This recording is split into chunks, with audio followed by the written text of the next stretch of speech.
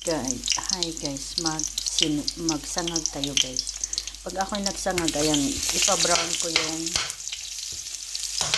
yung bawang at lagyan natin ng cubes ng chicken. Ayan guys, chop ng chicken. So, ang ating kanin, ayan. Ayan natin, ang dami, napakadami.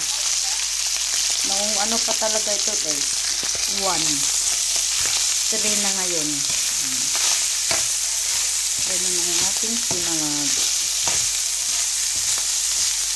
Ang hirap pala ng nasobrahan sa pahinga guys. Kakain ko lang ng alas 10. Mag-alas 11 na guys.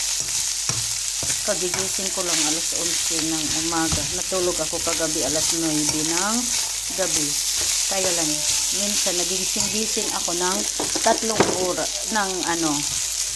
natulog ko ng 9, nagising ako ng 1, tapos tulog ako uli ng 2, gising ako uli ng 3, gising ako uli ng 5, gising ako uli ng 8, tapos tulog uli. Ayun, ito, nagising ng alas 10.